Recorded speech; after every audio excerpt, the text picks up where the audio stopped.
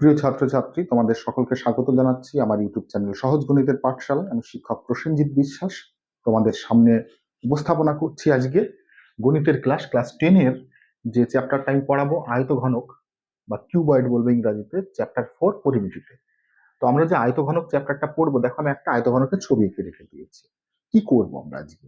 আজকে খুব সোজাসুজি ভাবে আয়তঘনক সংক্রান্ত যে ধারণা আছে, যে কনসেপ্ট আছে, সেই কনসেপ্ট গুলো আমরা খুব সোজাভাবে সাবলীল ভাবে আমরা বুঝবো, এবং এই ধারণাকে কাজে লাগিয়ে আমরা কিছু ফর্মুলাও তৈরি করব বা সূত্র তৈরি করব। সেই সূত্রকে কাজে লাগিয়ে আমরা পরবর্তীতে যে এই চ্যাপ্টারের সঙ্গে অনুশীলনী আছে, অনুশীলনীতে যে অঙ্কগুলো আছে, অঙ্কগুলো আমরা করব, এবং অঙ্কগুলো করার মাধ্যমে এই যে আজকে ধারণাগত দিক, সেই ধারণাগত দিকটা আরো পরিষ্কারভাবে আমাদের ফুটিয়ে তুলব। অর্থাৎ কিনা আমরা আয়তঘনক চ্যাপ্টারটা প্রথম পর্যায়ে আজকের ভিডিওতে আমরা থিওরি পার্ট বা ধারণাগত দিকটা আমরা দেখব।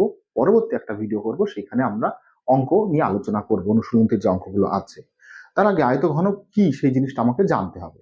তোমরা প্রথম থেকে শেষ পর্যন্ত ভিডিওটা দেখবে, কোথাও স্কিপ করবে না। দেখো, তোমাদের বারবারই বলি যে ভিডিওগুলো তৈরি করা হয় অঙ্কের উপরে, সেগুলো কিন্তু কোনো এন্টারটেনমেন্টের ভিডিও নয়। ফলে তোমাদের কিছুটা সময় বোরিং আসতে পারে দেখতে দেখতে।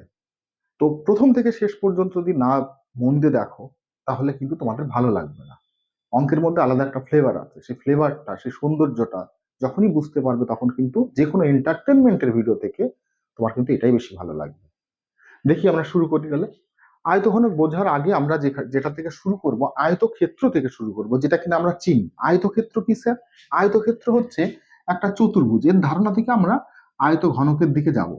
একটা চতুর্ভুজ যার 4টে বাহু আছে, এবং 4টে বাহুর মধ্যে যে বিপরীত বাহু, অর্থাৎ দুটো বাহু বড় থাকবে, যাদেরকে আমি দৈর্ঘ্য বলবো। দুটো বাহু, উল্টো দিকের দুটো বাহু বড় থাকে আর দুটো বাহু ছোট থাকে সাইজে, তাদেরকে আমরা প্রস্থ বলবো। এইভাবে আমরা জানি, এটাকে আয়তক্ষেত্র বলছি।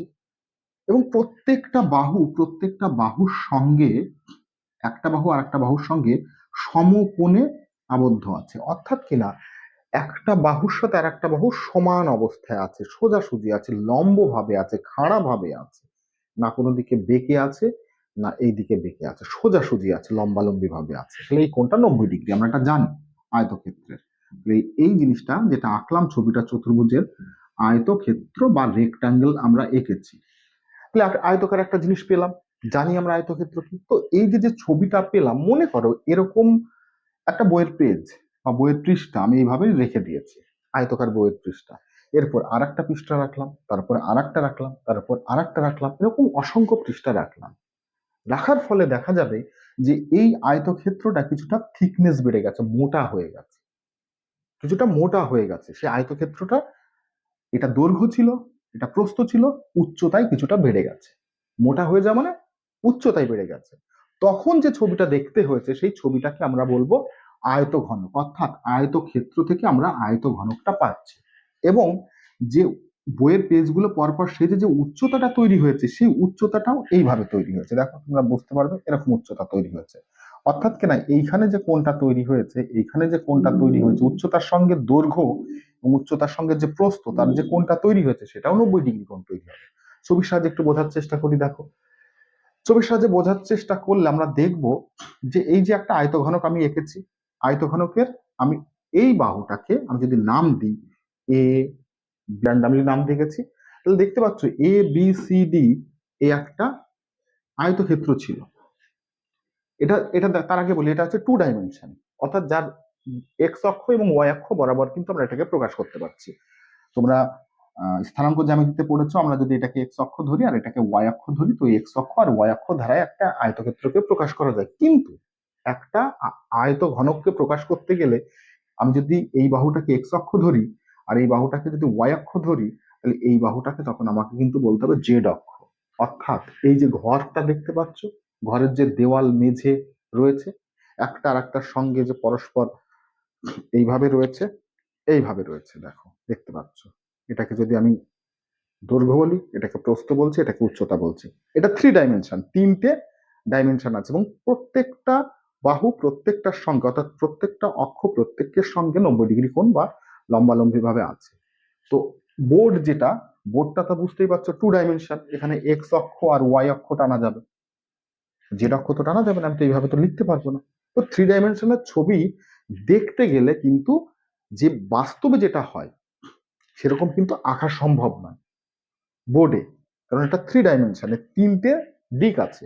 আর আমরা আয়তক্ষেত্র আঁকছি, দুটো দিক আছে, এক্স আর ওয়াই।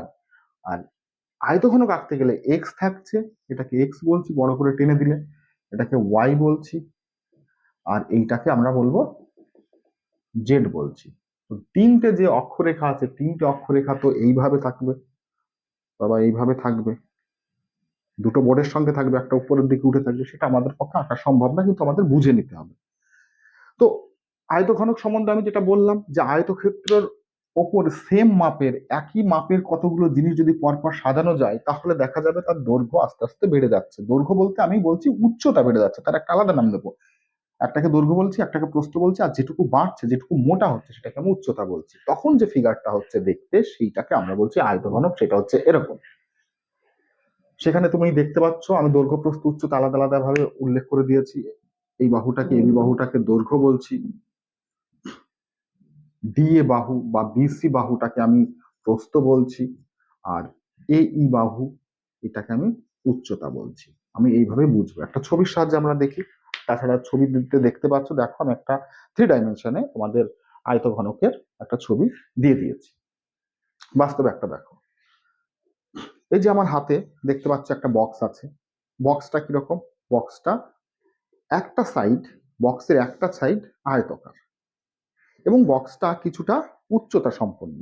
অর্থাৎ কিনা, আমি যদি এইভাবে ধরি বক্সটাকে, এটাকে যদি বলি দৈর্ঘ্য, এটাকে যদি বলি প্রস্থ, এটাকে যদি বলি উচ্চতা, তাহলে বিষয়টা হয়ে যাচ্ছে আয়তঘনক। অর্থাৎ আয়তঘনকের মধ্যে দৈর্ঘ্য, প্রস্থ, উচ্চতা তিনটেই থাকতে হবে। যেখানে কিনা তিনটে রয়েছে। যে বক্স যেটা, বা তোমাদের যে বই, যে উদাহরণটা একটু আগে দেখাচ্ছিলাম, যে বই, বইটাও কিন্তু একটা আয়তঘনক। বইয়ের একটা পেজ আছে, এই একটা পেজ, আয়তকার পেজ। উপরের দিকটাকে দৈর্ঘ্য বলছি, ফলে নিচের দিকটাও দৈর্ঘ্য, বিপরীত বাহু। এটা প্রস্থ হলে এটা প্রস্থ। এবার বইয়ের একটা পেজ,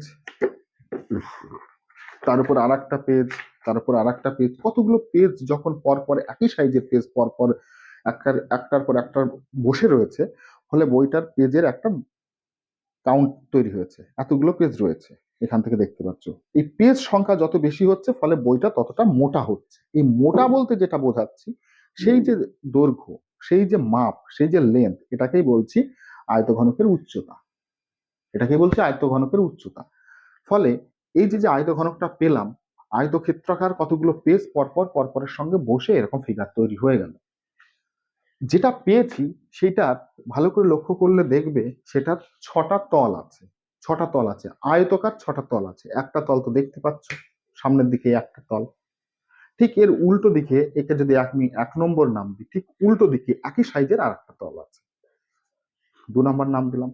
সাইডে এইদিকে একটা যে তলটা আছে দেখতে পাচ্ছ, একে যদি 3 নম্বর নাম দিই, তো ঠিক এর উল্টো দিকে আর একটা তল আছে, 4 নম্বর, একই মাপের। এটাকে যদি 5 নম্বর নাম দিই, এর উল্টো দিকে একটা আছে, সেটাকে আমরা বলবো 6 নম্বর। তাহলে মোট 6টা তল আছে। দেখো 6টা তলই মার্কিং করা আছে, এবং 6টা তলই আয়তকার। আলাদা আলাদা একটা আয়তক্ষেত্রতে তৈরি হয়েছে 6টা তল, এবং 6টা তলের বিপরীত তলগুলো পরস্পর পরস্পরের সঙ্গে সমান, হুবহু এক। 1 নম্বরের সঙ্গে দেখতে পাচ্ছ 2 নম্বরের মাপ এক, 5-এর সাথে 6-এর মাপ এক, দেখতেই পাচ্ছ এখানে। তো এই মাপগুলো আমরা পরস্পর পরস্পরের সঙ্গে সমান দেখতে পাচ্ছি। অর্থাৎ যদি আমার এখন দরকার হয়, আমি যেহেতু বলেছি যে আয়তকার ক্ষেত্র থেকে আমি আয়তঘনক তৈরি করব, সেটা করে দেখিয়েছি। এবার আমার কাজ হচ্ছে এই আয়তঘনকের বিভিন্ন বিষয়বস্তুগুলোকে আমার পরিমাপ করা। তার আগে বলি যে আয়তক্ষেত্রের এই যে আয়তঘনক তৈরি করলাম, এর দেখতে পাচ্ছ ABCD দিয়ে আই পর্যন্ত আমি শীর্ষবিন্দু পেয়েছি। কতগুলো শীর্ষবিন্দু পেয়েছি? শীর্ষবিন্দু পেয়েছি মোট 8খানা। তুমি গোনো, ABCDEF করে আই পর্যন্ত গোনো, তাহলে শীর্ষবিন্দু 8খানা পেয়েছি, যাকে ইংরেজিতে বলা হয় ভার্টেক্স। আমরা 8খানা শীর্ষবিন্দু পেয়েছি। এবার এই যে আয়তঘনক পেয়েছি, আয়তঘনকের যদি আমি ছবিটাকে একটু পরিষ্কার করে বোর্ডেই দেখানোর চেষ্টা করি, তাহলে দেখতে পাবে, আমি এগুলো মুছে দিচ্ছি, তুমি আমার সঙ্গে থাকো, দেখো, দেখতে পাবে এর 6টা বিপরীত সারফেস আছে, তল আছে। একটা তল বলছি ABCD, নিচেরটা যেটা দেখতে পাচ্ছ, নিচেরটা যদি আমি এইভাবে নাম দিই, এইভাবে ছবি এঁকে দেখাই, নিচের যে তলটা, সেই নিচের তলটা যতটা পরিমাপ হবে ঠিক একই পরিমাপ হবে ওপরে যে তলটা আছে সেইটা, অর্থাৎ ই জি এইচ আই। ভালো করে দেখো, ই জি এইচ আই ও একই রকম মাপ সম্পন্ন হবে, দুটো আয়তক্ষেত্র। আর একটা হচ্ছে এ ডি আই ই, সাইডেরটা, সাইডেরটা সাইডেরটা রং করে দিচ্ছি, সাইডেরটা। আর একটা হচ্ছে বি সি এইচ জি, এই বাহুটার এই এই তলটার ঠিক উল্টো দিকের তল। এগুলো প্রত্যেকে কিন্তু এক একটা আয়তকার বস্তু। আর একটা কি আছে, আর একটা হচ্ছে এ বি জি ই, আর তার ঠিক উল্টো দিকে আছে সি ডি আই এইচ। তোমরা ভালো করে লক্ষ্য করো, একটু বুঝতে অসুবিধা হবে যদি 2 ডাইমেনশন ফিগারে অর্থাৎ 2 ডাইমেনশন বোর্ডে যদি আমি 3 ডাইমেনশন ছবি আঁকি তো বুঝতে একটু সমস্যা হবে, তবু আমি আঁকার চেষ্টা করলাম। তোমরা দেখতে পাচ্ছ 6টা তল আছে, প্রত্যেকটা তল, প্রত্যেকটা তল কিন্তু নিজে এক একটা কিন্তু আয়তক্ষেত্র। তাহলে আমার যদি এখন প্রশ্ন হয় যে স্যার এই যে যে 6টা তল আছে, 6টা তলকে আমি যদি মুড়তে চাই, অর্থাৎ এই যে যে আমার কাছে একটা আয়তকার আয়তঘনক আকৃতির একটা বক্স আছে, এরকম আয়তঘনকার বক্সের যদি আমি চারিপাশটায় মনে করো পেপার দিয়ে মুড়তে চাইছি, পুরো পেপার দিয়ে সুন্দর করে মুড়ে দেবো, তাহলে আমার কতটুকু পেপার লাগবে? অর্থাৎ কিনা আমি জানতে চাইছি যে এই আয়তকার ক্ষেত্রের চারিপাশের ক্ষেত্রফল কত। তোমরা জানো কোন একটা তলের মধ্যে যতটা পরিমাণ জায়গা থাকবে সেটাই হচ্ছে এর ক্ষেত্রফল। এটা একটা আয়তক্ষেত্র, একটা পোর্শন, একটা তল হচ্ছে আয়তক্ষেত্র, সম্পূর্ণ 6টা তল মিলে তৈরি হয়ে যাচ্ছে আয়তঘনক। এবার একটা তলের মধ্যে যেটুকু জায়গা আছে, জায়গা আছে বলতে বোঝাতে চাচ্ছি মুড়তে গেলে ভেতরে যতটুকু জায়গায় আমি এখানে রং করতে পারবো বা কাগজ দিয়ে মুড়তে পারবো সেইটুকুই হচ্ছে একটা তলের ক্ষেত্রফল। তাহলে এই যে ফার্স্ট যে তল, এই তলের মধ্যে যেটুকু জায়গা থাকবে, যদি এই তলের মধ্যে 100 বর্গ সেন্টিমিটার জায়গা থাকে, ঠিক তার উল্টো দিকে 2 নম্বর তলেও 100 বর্গ সেন্টিমিটার জায়গা থাকবে, দুটো সমান। তাহলে এবার আমরা পরিমাপ করব এর সমগ্র তলকে যদি মুড়তে হয় কোনো কাগজ দিয়ে বা রং করতে হয় তাহলে কতটুকু জায়গা আমাকে কভার করতে হবে। যতটুকু জায়গা কভার করতে হবে সেটাই হচ্ছে এই আয়ত ঘনকের বা আয়তকার, যেটা কিউবয়েডের বা আয়ত ঘনকের পারিপার্শ্বিক বা পার্শ্বতলের ক্ষেত্রফল। পুরোটা ঘেরাকে বলছি পার্শ্বতলের ক্ষেত্রফল। তো পার্শ্বতলের ক্ষেত্রফল আমরা যখন বের করব তখন আমাকে দেখতে হবে একটা তল যদি আমি কনসিডার করি, ফার্স্টে একটা তল দেখো, যে তলগুলো আছে সেই তলগুলোর দিকে যদি তাকাই আমি, এটাকে আমি কি নাম দিয়েছিলাম? এটাকে নাম দিয়েছিলাম দৈর্ঘ্য, বলেছিলাম এটাকে বড় বাহুকে দৈর্ঘ্য বলবো, এবি কে আমি দৈর্ঘ্য বলছি। তো এবি যদি এখানে দৈর্ঘ্য বলি, তো এবির মাপের সঙ্গে সমান মাপ হচ্ছে ডিসি, ইজি, আইএইচ, এদের প্রত্যেকটার মাপই সমান, তো এদের প্রত্যেকটাকে কিন্তু আমি দৈর্ঘ্য বলবো। তাহলে এবি কে দৈর্ঘ্য বলছি, ডিএ কে ডিএ কে আমি বলছি প্রস্থ, আর এই কে বলছি আমি উচ্চতা। আমি 3টে নাম দিয়ে দিলাম। শীর্ষবিন্দু তো আমরা দেখে নিয়েছিলাম কটা আছে, 8টা শীর্ষবিন্দু আছে। আমি তল আছে কটা, আমি যদি বলি তল কটা আছে, আয়তঘনকের তল সমান 6টি, 6টি তল আছে, তার মধ্যে দুটো দুটো তল একই রকম দেখতে। আমি পেয়ে গেলাম দৈর্ঘ্য প্রস্থ উচ্চতা পেয়ে গেলাম। তাহলে এক একটা তলের আমি পরিমাপ করি যে একটা তলে কতটুকু জায়গা আছে, লাস্টে 6টা তল যোগ করে দেবো। দেখো আমি যদি এখানে দেখতে পাই তাহলে দেখতে পাবো এ বি সি ডি, এই যে তল, এই তলের ক্ষেত্রফল কত, ভেতরে কতটুকু জায়গা আছে। তো এই প্রত্যেকটা তলই হচ্ছে দেখতে একটা আয়তক্ষেত্রের মতো। তো আয়তক্ষেত্র, তো যদি আয়তক্ষেত্র হয় তাহলে আয়তক্ষেত্রের ক্ষেত্রফল কত, অর্থাৎ আয়তক্ষেত্রের ভেতরে যে জায়গাটা আছে সেই ভেতরের জায়গাটা আমরা কি করে স্যার পরিমাপ করতে পারি? তোমরা জানো ভেতরের জায়গা পরিমাপ করার ফর্মুলা হচ্ছে দৈর্ঘ্য ইন্টু প্রস্থ করলে ভেতরে কতটুকু জায়গা আছে সেটা পেয়ে যাবো। অর্থাৎ পরস্পর যে দুটো বাহু আছে, পরস্পর যে দুটো বাহু 90 ডিগ্রি কোণে একে অপরের সঙ্গে আবদ্ধ আছে, সেই দুটো বাহুর যে মাপ, দৈর্ঘ্য লেন্থ, সেটাকে যদি গুণ করি তাহলে ভেতরের জায়গাটা পেয়ে যাব। অর্থাৎ কিনা যদি মনে করি এই যে এই বাহুটার দৈর্ঘ্য যদি 4 মিটার হয় বা 4 সেন্টিমিটার হয়, উপরেরটাও 4 সেন্টিমিটার হবে। আমি যদি এইটাকে 3 সেন্টিমিটার বলি প্রস্থ, কিন্তু এটাও 3 সেন্টিমিটার হবে। দৈর্ঘ্য ইন্টু প্রস্থ করলে ভেতরের জায়গাটা পেয়ে যাবো। অর্থাৎ পরপর দুটো বাহুর আমি গুণফল আকারে প্রকাশ করলে ভেতরের জায়গাটা পেয়ে যাবো। তাহলে আমি তাই করছি। এইটার ভেতরের জায়গা যখন আমি পেতে চাইছি তখন এর ক্ষেত্রফল কত, এ বি সি ডি, এ বি সি ডি এর ক্ষেত্রফল পেতে গেলে দৈর্ঘ্য আর প্রস্থ গুণ করবো। এটাকে দৈর্ঘ্য বলেছি, এটাকে প্রস্থ বলছি, তাহলে এটাকে বলছি দৈর্ঘ্য কিন্তু প্রস্থ। ভালো করে বোঝো, তাহলে এ বি সি ডি যেটুকু পরিমাপ হবে, ই জি এইচ আই একই পরিমাপ হবে, আমি ছবিতেই বলে দিয়েছিলাম। এর এর ভিতরে যে জায়গাটা আছে সেটা যদি দৈর্ঘ্য ইন্টু প্রস্থ হয়, তো এর ভিতরে যে জায়গাটা আছে সেটাও দৈর্ঘ্য ইন্টু প্রস্থ হবে, অর্থাৎ এ বি সি ডি আর E G H I, E G H I দুটোই সমান।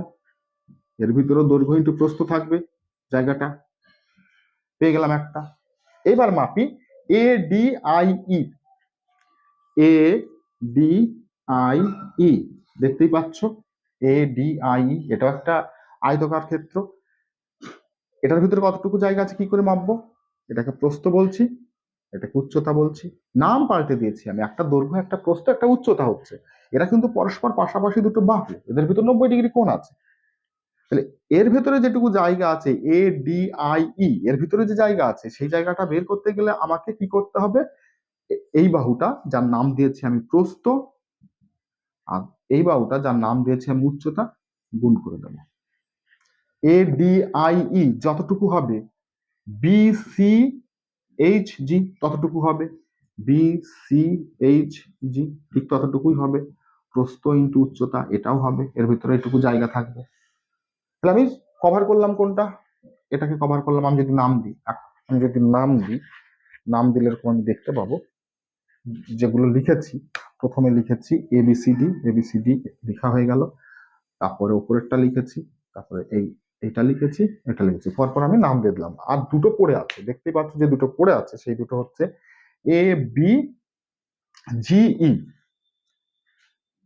এ বি জি ই। একটু একটু ধৈর্য সহকারে বোঝো, তাহলে অঙ্ক করার সময় সুবিধা হবে। এ বি জি ই এর ভিতরে কতটুকু জায়গা আছে পরিষ্কার রকম দেখতে পাচ্ছ, এটা একটা আয়তক্ষেত্র। এই বাহুটাকে আমি বলেছিলাম দৈর্ঘ্য, আর এই বাহুটাকে বলেছিলাম উচ্চতা। এর ভিতরে যেটুকু জায়গা আছে দুটো বাহু পাশাপাশি গুণ করব, দৈর্ঘ্য আর উচ্চতা গুণ করে দেবো। দৈর্ঘ্য আর উচ্চতা গুণ করে দিলে সামনের পোর্শনে যেটুকু জায়গা আছে সেটুকু আমরা পেয়ে যাব। ছবিতে দেখো আমি দেখাচ্ছি, ভালো করে বোঝার চেষ্টা করো, তাহলে তোমরা আরো বুঝতে পারবে। এর উল্টো দিকে কোন বাহুটা আছে, কোন তলটা আছে স্যার? এ বি জি ই, বোঝার চেষ্টা করো। এর উল্টো দিকে আছে C D I H, C D I H, C D I H এটা। এর ভেতরে কতটুকু জায়গা আছে? উপরেরটাই যতটুকু ছিল ততটুকু। তাহলে আমি ছটা তল পেয়েছি, ছটা তল পেয়েছি, ছটা তলকে আলাদা আলাদা ভাবে বা ছটা আয়তক্ষেত্র পেয়েছি, তার ভিতর দুটো দুটো একই রকমের, সেই দুটো দুটো আয়তকার তল আমি লিখে নিলাম। দেখতে পাচ্ছ আমি লিখে নিলাম। এইবার যদি সমগ্র তলের ক্ষেত্রফল বের করতে চাই আমি, যদি আমার মনে হয় পুরোটার ভিতরে কতটুকু জায়গা আছে, তাহলে যেটা করব, পুরো যতগুলো বের করলাম আলাদা আলাদা ভাবে, যতগুলো ক্ষেত্রফল আলাদা আলাদা ভাবে বের করলাম সবগুলো জুড়ে দেবো, তাহলে পুরোটা কভার হয়ে যাবে। তো পুরোটা কভার হওয়ার জন্য আমি যদি দেখি সব প্রত্যেকটা জিনিস দুবার দুবার করে আছে, দেখতে পাচ্ছ দুবার দুবার করে আছে। আমি এখান থেকে লিখছি, দেখো সমগ্র তলের ক্ষেত্রফল, সমগ্র একবার লিখছি 2 ইন্টু দৈর্ঘ্য ইন্টু প্রস্থ, লেখা হয়ে গেছে।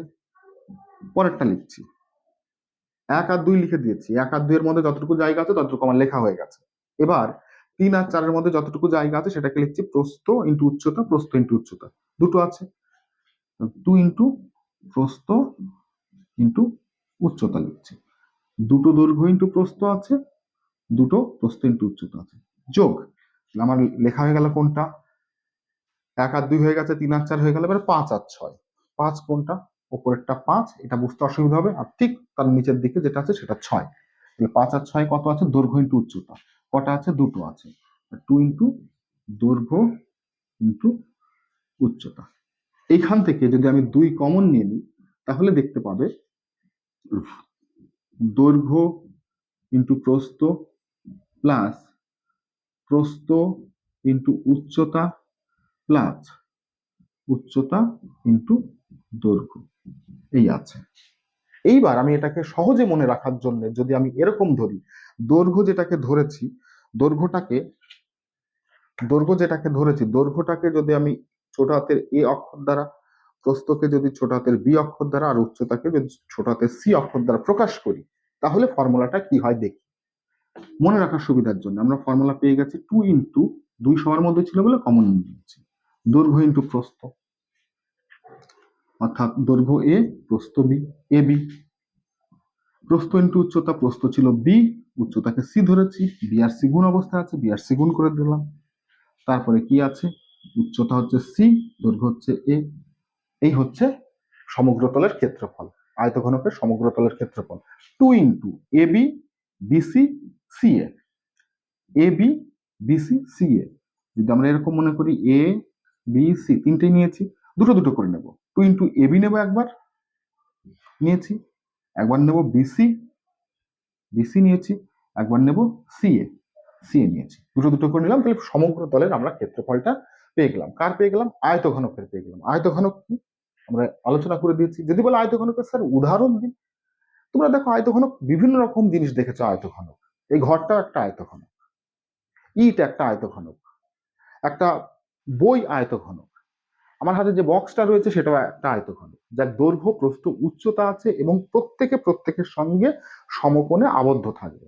সেটাই হচ্ছে আয়তক্ষেত্র। 3 ডাইমেনশন থাকতে হবে, দৈর্ঘ্য থাকতে হবে, প্রস্থ থাকতে হবে, উচ্চতা থাকতে হবে। তো এটা আমরা দেখলাম। ফর্মুলাটা তোমরা লিখে নাও বা স্ক্রিনশট নিয়ে নাও, পরবর্তীতে আমরা পরের ধাপে যাচ্ছি। এবার আয়তঘনকের থেকে জাস্ট একটু আমরা পরের এক্সটেনশন পার্টটা বোঝার চেষ্টা করব, যেটা কিনা আমরা বলবো ঘনক। স্যার ঘনক কি? আয়তঘনক থেকে ঘনক পড়বো। ঘনক, আয়তঘনক রয়েছে আর সেটাকে বলবো ঘনক।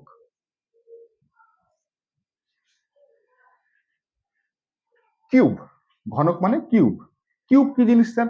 এই যে তো আমি লিখলাম যে আয়তঘনক মানে দৈর্ঘ্য প্রস্থ উচ্চতা আছে, দৈর্ঘ্য প্রস্থ উচ্চতা আছে, এবং দৈর্ঘ্য প্রস্থ উচ্চতার মধ্যে তিনটে পরস্পর সমান হবে না। অর্থাৎ দৈর্ঘ্য প্রস্থ উচ্চতা এই তিনটে পরস্পর সমান হবে না, যে কোনো কেউ যে কোনো কারোর থেকে আলাদা আলাদা হবে মাপে। মাপের কথা বলছি। অর্থাৎ মনে করো দৈর্ঘ্য 5 সেন্টিমিটার হলো, প্রস্থ 5 হলো, উচ্চতা সেক্ষেত্রে 3 হলো। দুটো সমান হয়েছে কিন্তু এটা সমান হয়নি। এইগুলো হচ্ছে আয়তঘনক। অর্থাৎ যার তিনটে যে বাহু আছে, তিনটে বাহু পরস্পর সমান হবে না, তিনটে বাহু পরস্পর আলাদা হতে পারে, বরং দুটো দুটো সমান হতে পারে। বা এরকম হতে পারে একটা হলো 6 দৈর্ঘ্য, প্রস্থ হলো 5, উচ্চতা হলো 4, কেউ কারোর সঙ্গে সমান না। তাহলে এটাকে আমরা আয়তঘনক বলবো।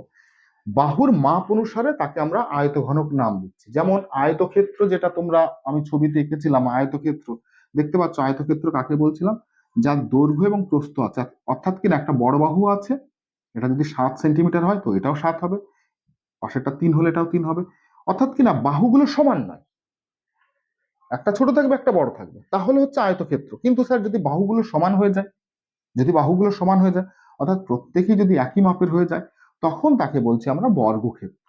যদি প্রত্যেকটা বাহু একই মাপের হয়, এটা 6 সেন্টিমিটার, 6 6 6, এটাকে আমি বলছি বর্গক্ষেত্র। যদি প্রত্যেকটা বাহু একই মাপের হয়, নট নেসেসারি যে সবগুলো 6ই হতে হবে, তোমরা এগুলো জানো, আমি এগুলো আর ডিটেলসে যাচ্ছি না, ভালো লাগবে না তাহলে শুনতে। তাহলে ঘনক বলতে কি বোঝা যায়? ঘনক বলতে এই যে আয়তঘনক নিয়েছি, যার দৈর্ঘ্য প্রস্থ উচ্চতা আলাদা আলাদা ছিল বা দুটো এক ছিল, যদি আমি এরকম ধরি যে তিনটেই একই মাপের হচ্ছে, অর্থাৎ দৈর্ঘ্য যতটা বড়, প্রস্থও ততটা বড়, উচ্চতাও ততটা বড়, যদি এরকম হয়, যদি তিনটেই সমান হয়ে যায়, তাহলে যে ছবিটা পাবো সেই ছবিটাকে আমরা বলবো ঘনক। তখন আর আলাদা করে কোনো কাউকে এ কে আমি বাহু বলতে পারবো না, বি কে সরি এ কে আমি দৈর্ঘ্য বলতে পারবো না, বি কে প্রস্থ বলতে পারবো না, সি কে কিন্তু উচ্চতা বলতে পারবো না, যেহেতু তিনটেই সমান, মাপ তিনটের ক্ষেত্রে একই হচ্ছে। এটা যদি 5 সেন্টিমিটার হয় তো বিও 5 হবে, সিও 5 হবে, তিনটেই সমান হবে। এটা 6 হলে তিনটেই সমান হবে, একই মাপের দেখতে হবে। কিরকম স্যার? দেখো বাজারের ছবিটা দেখো, বুঝতে পারবে। মেলাতে তোমরা দেখবে কিউব কিনতে পাওয়া যায়, ওপরে ওপরে রং রং করা থাকে, তো সেটা হচ্ছে একটা ঘনক। সব থেকে বড় উদাহরণ তোমরা দেখবে লুডোর ছক্কা, যেটা তোমরা লুডো খেলার সময় দেখেছো, যে 6টা তল আছে এবং প্রত্যেকটা তল মানে প্রত্যেকটা সারফেস একটা করে বর্গক্ষেত্র। এর দৈর্ঘ্য প্রস্থ উচ্চতা আছে, কিন্তু তিনটে তিনটের সঙ্গে সমান একই মাপের হয়, সেটাকে আমরা বলছি ঘনক। তো ঘনক হতে গেলে আমরা ঘনকের ছবিটা বোর্ডে দেখো, আমি স্ক্রিনে দেখাচ্ছি ঘনকের ছবিটা। ঘনকের ছবি দেখো, তিনটে বাহুর দৈর্ঘ্য, যেটা দৈর্ঘ্য প্রস্থ উচ্চতা তিনটে সমান। তো তিনটে যেহেতু সমান, সেই জন্য একে দৈর্ঘ্য প্রস্থ উচ্চতা কিচ্ছু বলবো না। দৈর্ঘ্য প্রস্থ উচ্চতা বলছে তিনটে বাহুর মাপকে পরস্পর আলাদা করে বোঝানোর জন্য, একটা ছোট একটা মেজো একটা বড়, এইগুলো বোঝানোর জন্য। কিন্তু যখন তিনটেই সমান হবে, তখন তাকে দৈর্ঘ্য বলবো না, প্রস্থ বলবো না, উচ্চতা বলবো না, ঘনকের ক্ষেত্রে যেহেতু তিনটে সমান, তখন তাকে সিম্পল ভাষায় বলবো বাহু। কি বলবো? বাহু। অর্থাৎ সেক্ষেত্রে এ বি সি তিনটি সমান হবে, এবং তিনটিকে আলাদা কোনো নাম দেবো না, দৈর্ঘ্য প্রস্থ উচ্চতা দেবো না, সিম্পল ভাবে বলবো এরা সবাই হচ্ছে বাহু বা সাইড, এবং একটা যে কোনো অক্ষর দ্বারাই আমরা প্রকাশ করব। তো আয়তঘনকের সমগ্র তলের ক্ষেত্রফল যেহেতু আমরা বের করলাম, বের করার ফর্মুলাটা একটা বৃত্তাকার ক্ষেত্রে এঁকে দিলাম। এবার আয়তঘনকের পরিবর্তে যদি এটা শুধু ঘনক হয়ে যায়, অর্থাৎ ঘনক বলতে এমন লুডুর ছক্কা টাইপের হয়ে যায়, তখন এর চারিপাশের ক্ষেত্রফল কি হবে? সিস্টেম একই, সিস্টেম একই। ঘনকের সমগ্র তলের ক্ষেত্রফল, সমগ্র তলের ক্ষেত্রফল কি হবে স্যার? এ আর বি সবগুলো সমান হবে। যদি আমি সবগুলোকে সমান ধরি তাহলে কি আমি কি পাই? মনে করো এ বি সি যা যা আছে, আমি এটাকে এক্স ধরছি, এটাকে এক্স ধরছি, আলাদা কিছু একটা ধরছি। 2 × এ আর বি এর জায়গায় এক্স বসাবো, বি এর জায়গায় এক্স বসাবো, এক্স স্কোয়ার হলে একবারে করে দিচ্ছি। দুটোই এক্স বসাবো, এক্স এক্স গুণ করলে এক্স স্কোয়ার, দুটোই এক্স বসাবো, এক্স স্কোয়ার। 2 × কটা এক্স আছে এখানে দেখতে পাচ্ছ? এক্স স্কোয়ার, একটা দুটো তিনটে, তাহলে এখানে আছে 3x এর স্কোয়ার, অর্থাৎ কিনা 3 × 2 = 6x²। কি পেলাম? ঘনকের সমগ্র তলের ক্ষেত্রফল 6x²। মানে কি? ঘনক হচ্ছে এমন একটা সমকোণী চৌপল, ঘনক হচ্ছে এমন, এটা কিন্তু ঘনক নয়, বোঝানোর জন্য বলছি, ঘনক হচ্ছে এমন একটা সমকোণী চৌপল যার যে 6টা তল আছে প্রত্যেকটা তল একই মাপের হবে, লুডুর ছক্কার মতো। তো একটা তলের ক্ষেত্রফল যদি বের করতে পারি, একটা তলের ক্ষেত্রফল যদি বাহু ইন্টু বাহু করে বের করতে পারি, 6টা তলের ক্ষেত্রফল একটা যোগ একটা যোগ একটা যোগ একটা করে 6বার করবো। অর্থাৎ কিনা একটা তলের ক্ষেত্রফল যদি x² হয়, 6টা তলের ক্ষেত্রফল হবে নিশ্চয়ই 6x²। সেটাই বেরিয়েছে কিন্তু, সেটাই বেরিয়েছে। তাহলে ঘনকের সমগ্র তলের ক্ষেত্রফল বের করলাম 6x²। আমরা দুটো ফর্মুলা এখান থেকে শিখলাম, যে দুটো ফর্মুলা কিন্তু আমরা অঙ্ক করার সময় কাজে লাগাবো।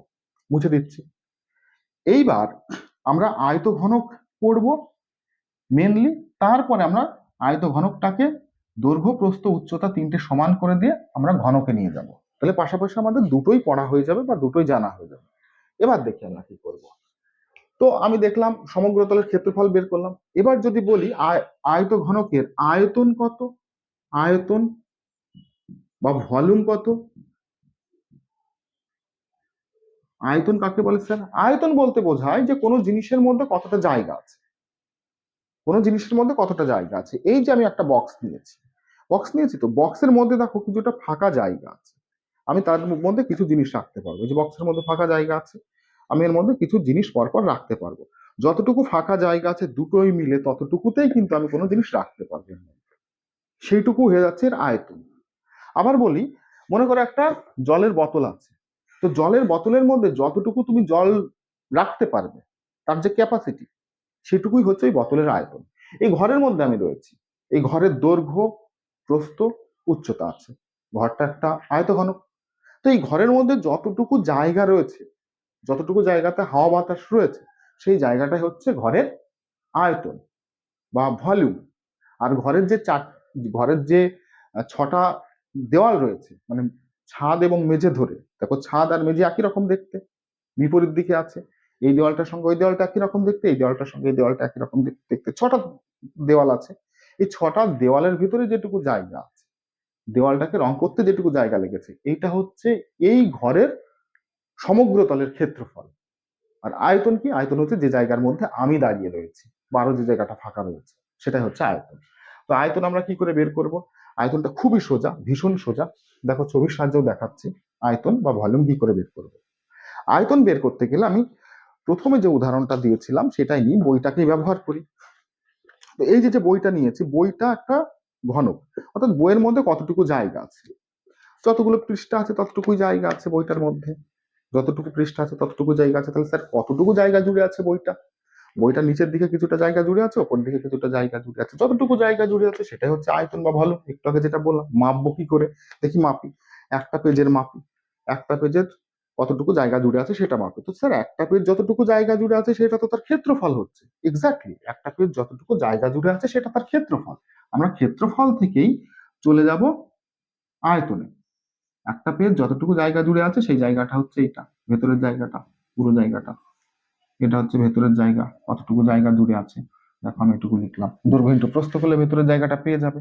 তাহলে একটা পেজ যতটুকু জায়গা জুড়ে আছে, যদি আর একটা পেজ কতটুকু যায়, তার পরের পেজটাও নিশ্চয়ই একই পরিমাণ জায়গা জুড়ে আছে, কারণ প্রত্যেকটা পেজের সঙ্গে আইডেন্টিক্যাল, সদৃশ্য। তাহলে দুটো পেজ কতটুকু জায়গা জুড়ে আছে, ধরো আমি এটাকে বলছি দৈর্ঘ্য বলছি এ কে, বি কে বলছি প্রস্থ। তো একটা পেজ কতটুকু জায়গা জুড়ে আছে স্যার, দৈর্ঘ্য ইন্টু প্রস্থ, এ ইন্টু বি। যদি এর সঙ্গে আর একটা পেজ নিই, সে কতটুকু জায়গা জুড়ে থাকবে, এ ইন্টু বি। আর একটা পেজ নিই, এরকম বইটা যদি 300 পেজের হয়, স্যার বইটা যদি 300 খানা পেজ হয়, তাহলে 300 বার যদি আমি এ বি যোগ করি, 300 বার যদি এবি যোগ করি, একটা পেজ কতটুকু জায়গা জুড়ে আছে, পরেরটা পেজ কতটুকু জায়গা জুড়ে আছে, এরকম যদি 300 খানা পেজ থাকে, আমি উদাহরণ দিয়ে বলছি, তাহলে এখানে লিখতে পারবো 300 এবি। এই যে যে 300টা পাচ্ছি, 300টা কি, 300টা হচ্ছে পেজ সংখ্যা, যে পেজ সংখ্যা পরস্পরের উপর বসে বসে বইটার উচ্চতা তৈরি করেছে, থিকনেস তৈরি করেছে, বইটা কতটা মোটা সেটা ইন্ডিকেট করছে। অর্থাৎ কিনা এই যে যে 300 সংখ্যাটা পেলাম, 300 সংখ্যাটা কোথা থেকে পেলাম, একটা পেজ কতটা জায়গা জুড়ে আছে, অর্থাৎ একটা পেজের যা ক্ষেত্রফল 300 বার যোগ করেছি, 300 এবি হয়ে গেছে, দৈর্ঘ্য ইন্টু প্রস্থ হয়ে গেছে।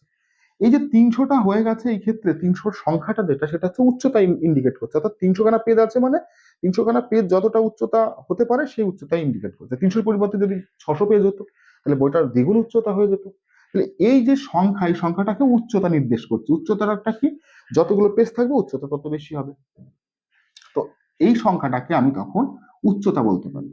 এবার উচ্চতাকে আমি যদি সি অক্ষর দ্বারা প্রকাশ করি, তাহলে আমি এখান থেকে লিখতে পারবো সি, উচ্চতা মানে সি এ বি, অর্থাৎ এটাকে সাজিয়ে লিখলে এ বি সি লিখতে পারি। সাজিয়ে লিখছি, তিনটে পরস্পর গুণ অবস্থা আছে, এ বি সি। অর্থাৎ কি না, দৈর্ঘ্য, প্রস্থ, উচ্চতা, এই তিনটে যদি আমি গুণ করে দিই, তাহলে যেটা পাবো সেটা ভেতরে কতটুকু জায়গা আছে সেটা পেয়ে যাবো। অর্থাৎ কিনা তার আয়তন পেয়ে যাবো। কার আয়তন পাবো, সেই আয়ত ঘনকের ভেতরের যতটুকু জায়গা আছে সেটা পেয়ে যাবো দৈর্ঘ্য, প্রস্থ, উচ্চতা গুণ করলে। তাহলে এ বি সি হবে কোনো আয়ত ঘনকের আয়তন, যেখানে এ হচ্ছে দৈর্ঘ্য, বি হচ্ছে প্রস্থ, সি হচ্ছে উচ্চতা। অর্থাৎ আয়ত ঘনকের আয়তন এ বি সি তিনটি গুণ অবস্থায় আছে, অর্থাৎ দৈর্ঘ্য, প্রস্থ, উচ্চতা তিনটে গুণ করলে আমি আয়তন পেয়ে যাচ্ছি। এবার স্যার এটা এটা তো গেল তো আয়ত ঘনকের আয়তন, ভলিউম। এটা যদি আয়ত ঘনক না হয়ে প্রত্যেকটাই হচ্ছে আয়ত ঘনক, আয়ত ঘনক, অর্থাৎ আমি আয়ত ঘনকের সমগ্র তলের ক্ষেত্রফল বের করেছি, যেটাকে যদি 1 নম্বর বলি, আয়ত ঘনকের আয়তন বের করছি।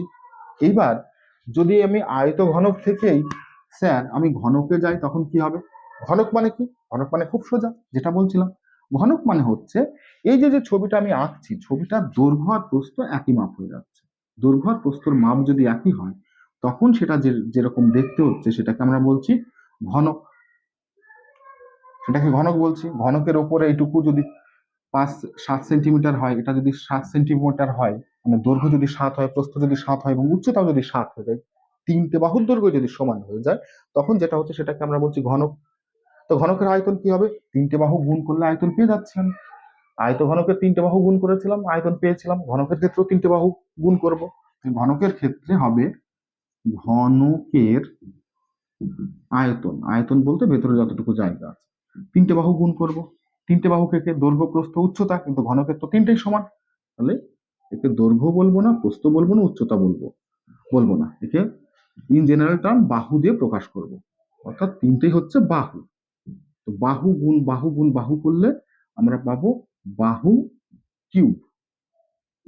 বাহু কিউব, তিনটে গুণ করেছে, পাওয়ার 3 হয়ে গেছে, বাহু কিউব হয়ে গেল আমাদের এটা।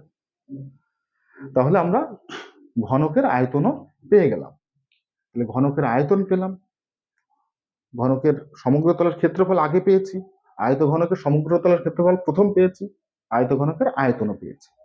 লাস্ট যেটা থাকছে আমাদের, দেখো সেটা খুব ইন্টারেস্টিং, খুব ইন্টারেস্টিং, এটা লাগবে, এটাই শেষ। সেটা হচ্ছে এদের কর্ণের দৈর্ঘ্য কি করে মাপবো স্যার, কর্ণের দৈর্ঘ্য। দেখো কর্ণটা কি, কর্ণটা জানো কোনো আয়তক্ষেত্রের বা কোনো চতুর্ভুজের, যে আয়তক্ষেত্র এঁকেছি, এ বি সি ডি নাম দিয়েছি, যদি বিপরীত শীর্ষবিন্দু যোগ করে দেওয়া যায় তাহলে যে সরলরেখা পাওয়া যায় তাকে বলা হবে কর্ণ। অর্থাৎ এর সঙ্গে বিপরীত দিকে সি আছে, যদি আমি এ আর সি জুড়ে দিই তাহলে যে বাহুটা পাচ্ছি সেই বাহুটার যে পরিমাপ, অর্থাৎ এই ক্ষেত্রে এ সিটাকে আমি কর্ণ বলবো। বি এর উল্টো দিকে ডি আছে, বি আর ডিও যদি জুড়ে দিই তাহলে যে বাহুটা পাবো সেই বাহুটাকে আমি কর্ণ বলবো। বিডি, একে আমি কর্ণ বলবো। কর্ণ আমি কি করে বের করছিলাম তোমরা জানো। যদি একটা কর্ণ বের করার কথা বলি, একটা কর্ণ বের করে দেখাই, তোমরা জানো, সেটা বহুবার আলোচনা করেছি। এটা কর্ণ হচ্ছে বিডি বের করব, দৈর্ঘ্য আর প্রস্থের সাহায্যে। এ বি ডি যে ত্রিভুজটা পেয়েছো, ত্রিভুজের দেখো এটা হচ্ছে 90 ডিগ্রি কোণ ছিল, সমকোণ। সমকোণের বিপরীত বাহু যেটা, সেটাকে আমরা অতিভুজ বলছি। সমকোণের বিপরীত বাহু সবসময় অতিভুজ হয়, যেখানে অতিভুজটাই হচ্ছে কর্ণ। অতিভুজটা কি করে বের করব? কর্ণটা, দৈর্ঘ্যটা ত্রিভুজের ক্ষেত্রে ভূমি হয়ে যাচ্ছে। এ বি সি ডি আয়তকার ক্ষেত্রের রেসপেক্টে এ বি কে দৈর্ঘ্য বলছি, ডিসি কেও দৈর্ঘ্য বলছি। কিন্তু যখন এটা ত্রিভুজ আকারে কল্পনা করবো, অর্থাৎ এটাকে মুছে দেব, তখন কিন্তু 3টে বাহু থাকছে, আর এটা তখন দৈর্ঘ্যটা নাম পরিবর্তন করে ভূমি হবে। মাপ একই থাকছে, শুধু নামটা পাল্টে দিয়েছি। এ বি আগে যা ছিল, পরিমাপ যা ছিল, লেন্থ যা ছিল, যদি 7 সেন্টিমিটার থাকতো তো দৈর্ঘ্য বললেও এটা 7 হবে, ভূমি বললেও এটা 7 হবে। দৈর্ঘ্য চেঞ্জ হচ্ছে, নাম পাল্টে দিয়েছে, অর্থাৎ ভূমি হয়ে গেল। আর যেটা প্রস্থ ছিল সেটা এই ক্ষেত্রে উচ্চতা হয়ে গেল, উচ্চতা। পিথাগোরাসের উপপাদ্য তোমরা শিখেছো। পিথাগোরাসের উপপাদ্য জানো তোমরা যে অতিভুজ এটাকে যদি বের করতে হয়, এর লেন্থটা কতটা বড়, উচ্চতা এবং ভূমির সাহায্য নিয়ে, তাহলে পিথাগোরাস বলেছিল যে অতিভুজ স্কোয়ার সমান উচ্চতা স্কোয়ার। বা উচ্চতাকে আমরা লম্ব বলতে পারি, কারণ এই কোণটা 90 ডিগ্রি, একটা বাহু আর একটা বাহুর উপর লম্বালম্বি ভাবেই আছে। উচ্চতা বলো লম্ব বলো কিছু এসে যায় না। তাহলে অতিভুজ স্কোয়ার সমান আমরা লিখতে পারি লম্ব স্কোয়ার প্লাস ভূমি স্কোয়ার। অর্থাৎ লম্ব এবং ভূমির মান যদি জানা থাকে, তার স্কোয়ার করে যোগ করে দেবো, তাহলে অতিভুজ স্কোয়ারের মান পেয়ে যাবো। আমরা এটা জানি। অর্থাৎ অতিভুজ সমান কি বের করতে পারি স্যার? অতিভুজ সমান বের করতে পারি, এখানে যে স্কোয়ারটা আছে ডান দিকে চলে রুট হয়ে যাবে, স্কোয়ার ডান দিকে গেলে রুট হয়। সূচকে তোমরা পড়েছো লম্ব স্কোয়ার প্লাস ভূমি স্কোয়ার। তো আমি পেয়ে গেলাম অতিভুজের মান। তো এই যে যে আয়তক্ষেত্রে যে অতিভুজটা আমরা পেয়েছিলাম, আয়তক্ষেত্রে যে আয়তক্ষেত্রে যে কর্ণটা পেয়েছিলাম, এটা কিন্তু আয়তক্ষেত্র কমপ্লিট করি, আয়তক্ষেত্রের যে কর্ণটা পেয়েছিলাম, তো আয়তঘনকের ক্ষেত্রে কর্ণটা কেমন হবে স্যার দেখতে? আয়তঘনকের ক্ষেত্রে তো কর্ণটা বিপরীত শীর্ষবিন্দু জুড়লে পাওয়া যাবে। বিপরীতকে, তার উল্টো দিকে কি আছে তোমরা ছবি দেখেই বোঝো। এর উল্টো দিকে কি আছে ছবিতে দেখো, এর উল্টো দিকে আছে এইচ আছে, ভালো করে লক্ষ্য করো, এর উল্টো দিকে এইচ আছে। বি এর ঠিক উল্টো দিকে আছে আই, জি এর ঠিক উল্টো দিকে আছে ডি, ই এর ঠিক উল্টো দিকে আছে সি। দেখতেই পাচ্ছ ছবিতে, দেখো। তাহলে আমি এর দৈর্ঘ্য বের করবো, মাপটা কত। প্রত্যেকটা কর্ণই কিন্তু একই মাপের হবে, কেউ কারোর থেকে ছোট হবে না, কেউ কারোর থেকে বড় হবে না। একই আয়তক্ষেত্রের আয়তঘনকের কর্ণের মাপ সবগুলো সমান হবে। যেরকম একই আয়তক্ষেত্রের ডিবির মাপ যা হবে, যে কর্ণটা এখানে সি ছিল, এসির মাপটাও তাই হবে। অর্থাৎ ডিবি যদি 9 সেন্টিমিটার হয়, এসিটাও 9 সেন্টিমিটার হবে। দুটো কর্ণ পরস্পর সমান হবে। ঠিক একই রকম ভাবে আয়তঘনকের ক্ষেত্রে প্রত্যেকটা কর্ণের মান একই হবে। কর্ণ কোনটা হবে, যদি আমি একটা বের করি তাহলে বাদ বাকি অন্যগুলো আমরা বের করতে পারবো। তো আমি মনে করলাম এ থেকে এইচ জুড়ে দেব, এ আর এইচ জুড়ে দিলে যে বাহুটা পাবো সেই বাহুটাকেই বলছি এই আয়তঘনকের একটা কর্ণ। আমি এইচ হচ্ছে কর্ণ, এখানে কর্ণ লিখছি এ এইচ। এই কর্ণের দৈর্ঘ্য বের করতে হবে, কতটা লম্বা, মাপ কতটা হবে সেটা বের করব। সেটা বের করতে গেলে আমরা কি করব দেখো। তার আগে আমরা যেটা করতে পারি সেইটা হচ্ছে এ এইচ এবং সি যদি জুড়ে দিই একটা ত্রিভুজ তৈরি হবে। কেন স্যার এরকম ত্রিভুজ তৈরি করছি? যদি এই ত্রিভুজটা তৈরি করতে পারি, তাহলে এই কোণটা হচ্ছে 90 ডিগ্রি, এটা হচ্ছে 90 ডিগ্রি, দেখতেই পাচ্ছ।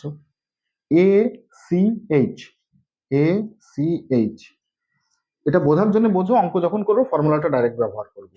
ACH একটা সমকোণী ত্রিভুজ, সমকোণী ত্রিভুজের এই সি কোণটা সমকোণ, তো সমকোণের বিপরীত দিকে যে বাহুটা আছে AH, যেটা কিনা কর্ণ ছিল, সেটাকে আমরা অতিভুজ বলতে পারি। এই ত্রিভুজের ক্ষেত্রে অতিভুজ বলতে পারি। তাহলে AH আমরা এখান থেকে লিখতে পারবো AH অতিভুজ স্কোয়ার সমান, আমরা ফর্মুলা জানি অতিভুজ স্কোয়ার সমান কি স্যার, অতিভুজ স্কোয়ার সমান লম্ব স্কোয়ার। এই বাহুটা হচ্ছে লম্ব HC, লম্ব স্কোয়ার প্লাস এসি হচ্ছে ভূমি, এসি স্কোয়ার লিখতে পারি, যে ত্রিভুজটা পেলাম লম্ব স্কোয়ার প্লাস ভূমি স্কোয়ার লিখলাম অতিভুজের মানটা। এবার দেখো যেটাকে এসি লিখেছি আমি, এসি যেটাকে লিখেছি সেটার দিকে তাকাও। এসিটা কি? এসিটা হচ্ছে এই যে এ বি সি ডি, এ বি সি ডি যে আয়তক্ষেত্র পেয়েছিলাম, সে আয়তক্ষেত্রে একটা কর্ণ, কারণ এই কোণটা হচ্ছে 90 ডিগ্রি, এই কোণটা 90 ডিগ্রি। এটা যদি 90 ডিগ্রি হয়, এটা যদি 90 ডিগ্রি হয়, আমি লিখি এ বি সি ত্রিভুজ এ বি সি, এটা একটু দেখো তাহলে বুঝতে পারবে। এ বি সি এর এসি হচ্ছে এসি হচ্ছে অতিভুজ, একটা বাহুর সাথে এই বাহুটার সাথে এই বাহুটা, অর্থাৎ প্রস্থের সঙ্গে দৈর্ঘ্য 90 ডিগ্রি কোণ করে আছে, 90 ডিগ্রি কোণের উল্টো দিকে হচ্ছে অতিভুজ এসি। তাহলে এখান থেকে আমি লিখতে পারি অতিভুজ স্কোয়ার সমান, এটাকে তখন ভূমি বলছি, A B square plus BC square, BC square লিখে দিলাম। তাহলে এসির মানটা আমি পেয়ে গেলাম A B square plus BC square. এসির মানটা যেটা আছে সেটা আমি লিখে দিই, যেটা পেলাম এ বি স্কোয়ার পেলাম প্লাস বিসি স্কোয়ার পেলাম। কে কোনটা? H C, H C, H C মানে কি স্যার? এইচ সি মানে ছিল উচ্চতা, উচ্চতা স্কোয়ার। এ বি মানে কি স্যার? এ বি মানে স্যার দৈর্ঘ্য ছিল, দৈর্ঘ্য স্কোয়ার। বিসি মানে কি? বিসি স্কোয়ার মানে প্রস্থ ছিল। তাহলে আমরা দেখলাম এটাকে যদি সাজিয়ে লিখি, দৈর্ঘ্যটাকে আগে লিখলাম দৈর্ঘ্য স্কোয়ার প্লাস প্রস্থ স্কোয়ার প্লাস উচ্চতা স্কোয়ার। কোনটা? কর্ণ, মানে কর্ণ স্কোয়ার সমান ছিল দৈর্ঘ্য স্কোয়ার প্লাস প্রস্থ স্কোয়ার প্লাস উচ্চতা স্কোয়ার। কর্ণ মানে কি? স্কোয়ারটা সমান চিহ্নের ডান দিকে গিয়ে রুট হয়ে গেল। তাহলে রুট হলে আমরা বলতে পারবো এখানে যে কোনো আয়তঘনকের কর্ণ সমান রুট ওভার দৈর্ঘ্য স্কোয়ার প্লাস প্রস্থ স্কোয়ার প্লাস উচ্চতা স্কোয়ার। হলো কার ক্ষেত্রে? আয়তঘনকের কর্ণের ক্ষেত্রে। আমি আয়তঘনকের কর্ণটা লিখে নিই। আয়তঘনকের কর্ণের যে মাপটা পেলাম, কর্ণ, আয়তঘনকের কর্ণ সমান রুট ওভার দৈর্ঘ্য স্কোয়ার প্লাস প্রস্থ স্কোয়ার প্লাস উচ্চতা স্কোয়ার, অর্থাৎ যে তিনটে বাহু আছে তিনটে বাহুর স্কোয়ার করে যোগ করে দিলে আমি পেয়ে যাচ্ছি আয়তঘনকের কর্ণের দৈর্ঘ্য। স্যার আয়তঘনক না হয়ে যদি এবার ঘনক হতো তাহলে কি হতো? বলো ঘনক হলে কি হতো? ঘনক হলে, যদি ঘনক হতো, ঘনক হলে যেটা হতো, ঘনকের ক্ষেত্রে ঘনকের কর্ণ, ঘনকের এটা যদি ঘনক হয়, ঘনকের কর্ণ সমান কি হবে? আয়তঘনকের কর্ণ থেকে বের করব। ঘনকের ক্ষেত্রে দৈর্ঘ্য প্রস্থ উচ্চতা বলে কিছুই নেই, সবগুলোই বাহু, অর্থাৎ দৈর্ঘ্যকেও বলবো বাহু, প্রস্থকেও বলবো বাহু, উচ্চতাকেও বলবো বাহু, তিনটে মাপই সমান। কটা বাহু লিখেছি স্যার এখানে? তিনটে বাহু লিখেছি, ত্রিবাহু। বাহুর বয়াকার লিখছি, হ্যাঁ, শুধু স্কোয়ার রুট কেটে যাচ্ছে, স্কোয়ার রুট কেটে গিয়ে রুটের মধ্যে 3 আছে, রুটের মধ্যে 3ই থাকবে। বাহু স্কোয়ার মানে কি? বাহু ইন্টু বাহু, বাহু স্কোয়ার মানে কি? বাহু ইন্টু বাহু। তাহলে রুটের মধ্যে দুটো থাকলে একটা বেরিয়ে আসে, তখন এটাকে বলবো বাহু। অর্থাৎ কিনা আমরা ঘনকের কর্ণ বলবো √3 ইন্টু বাহু, অর্থাৎ √3 আর বাহুর দৈর্ঘ্য যা সেটা করলে ঘনকের একটা কোণা থেকে আর একটা কোণায় যেতে গেলে যতটা পথ অতিক্রম করতে হবে সেটা কিন্তু আমরা পেয়ে যাব। তো এখান থেকে দেখো আমরা যে ফর্মুলাগুলো শিখেছি সেই ফর্মুলাগুলো তোমরা এক নজরে দেখে নাও কি কি লেখা আছে। আমি দেখো স্ক্রিনে দিয়ে দিয়েছি, ফর্মুলাগুলো দেখে নাও যে কি কি ফর্মুলা আমরা শিখলাম আয়তঘনক চ্যাপ্টার থেকে। আশা করি সবাই বুঝতে পেরেছো। যতটুকু বুঝেছো দরকার হলে আরেকবার ভিডিওটা দেখো, তাহলে আরো গভীরে গিয়ে বুঝতে পারবে। এই ফর্মুলাগুলোকে কাজে লাগিয়ে আমরা পরবর্তীতে অঙ্ক করবে এবং এই